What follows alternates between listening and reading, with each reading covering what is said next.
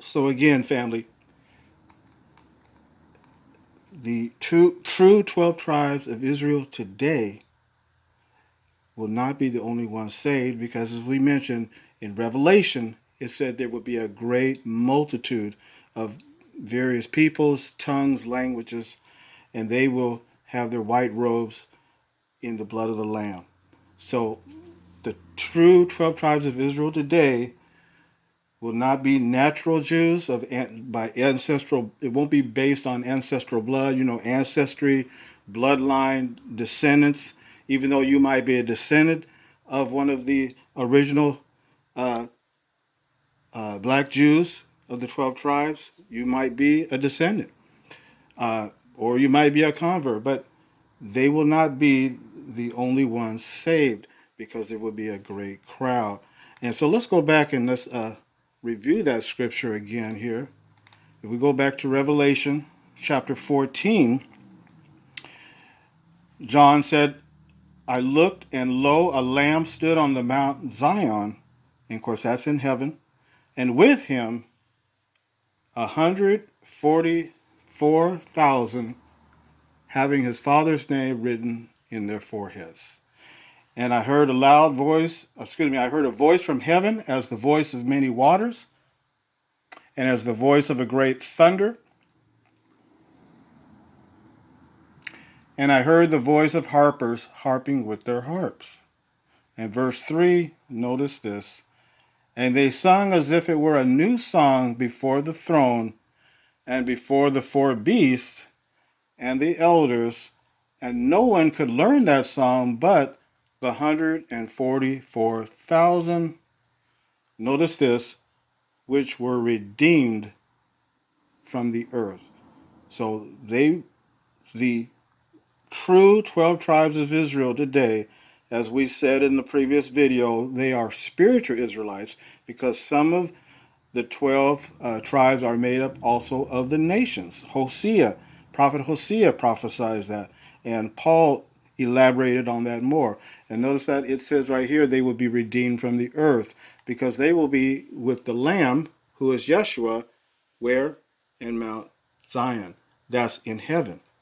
So they will be ruling the earth as kings and priests, but this great crowd will be on the earth in a paradise earth. Let's verify this more. We go to Revelation chapter 7.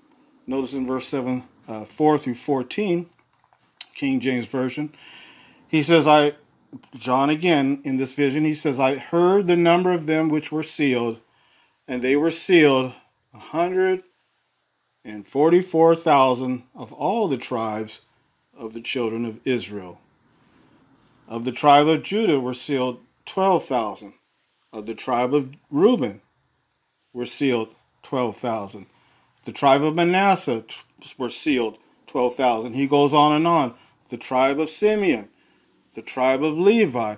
And of course, this is a different 12 tribes than what's in the book of Numbers. You can compare this also, because there was no tribe of Levi, remember? The Levites were the priests, the priesthood. But here in the vision of Revelation, there is a tribe of Levi. So that also helps us appreciate this is a spiritual Israel, spiritual Jews. Not based on circumcision, but based on circumcision of the heart, not of the flesh, but of the spirit. He goes on to say of Issachar, 12,000. Zebulun, Joseph. Now, Joseph, there was no tribe of Joseph in the original 12 tribes. It was his two sons, Ephraim and Manasseh. But now Joseph is taking the place of, I believe, Manasseh, because I believe Ephraim is mentioned on here. It might be other way, but let's go on. Of the tribe of Benjamin, sealed 12,000. And you know the number 12 is a symbolic number also. The number 12, Jacob had 12 sons. Israel was 12 tribes. Yeshua, he chose 12 apostles.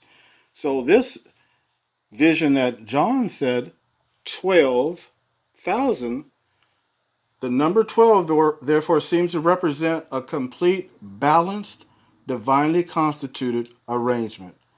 A balanced organizational arrangement.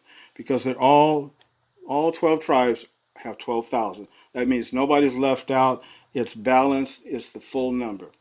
So 12 in the Bible symbolizes complete, balanced, organizational arrangement. Okay. And then it goes on to say, and after this, verse 9, after this I beheld, and lo, a great multitude, which no man could number, of all nations, and kindreds, and peoples, and tongues, stood before the throne and before the Lamb, clothed with white robes and palms in their hands. Well, I just got finished mentioning to you that this great multitude would be those who will live on the earth. Well, it says here that they're before the throne. Well, in what way? Well, this is symbolically because they're here on the earth. They've dedicated their life to serve the Most High, and so they're standing before the throne right now. Even the remaining members of the true 12 tribes of Israel, they're still on the earth as well. So they're also standing before the throne. So it's in that sense there.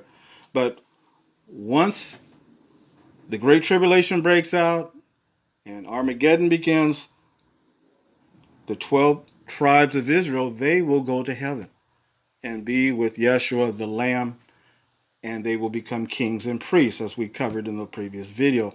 Whereas the great multitude, they will be here on a paradise earth. Because remember, it said that the 144,000, remember in verse 3, or see here in chapter 14, it said that they were redeemed from the earth. So they're going to be going to heaven.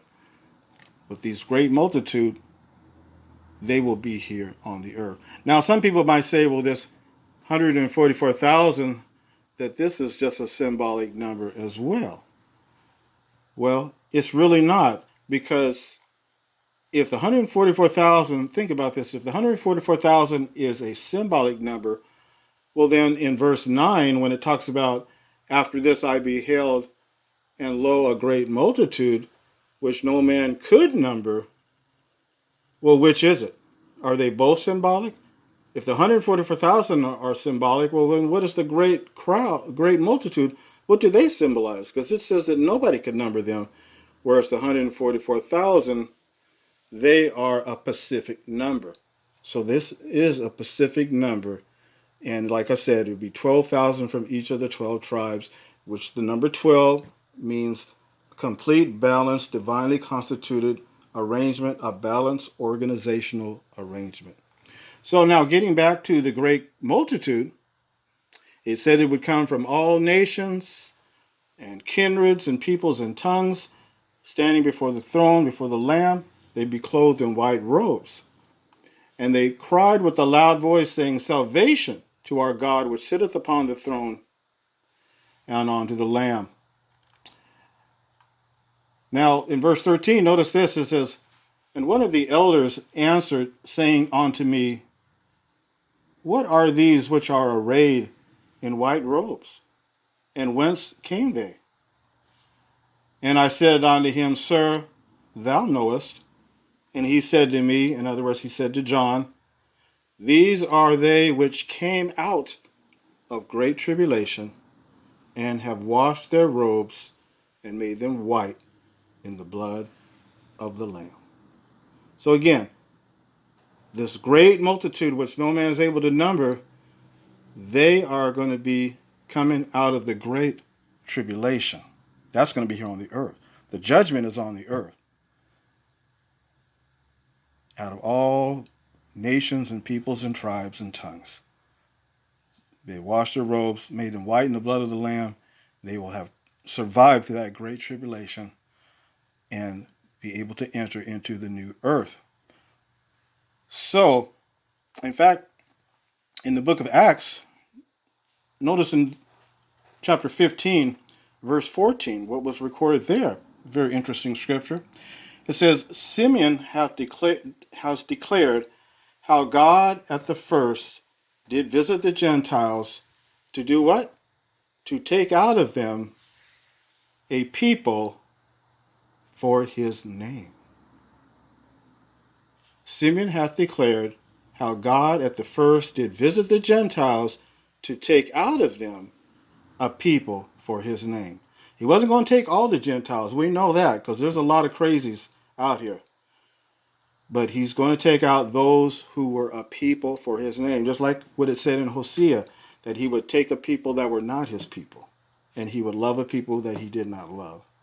And he would graft them into that olive tree, that wild olive tree.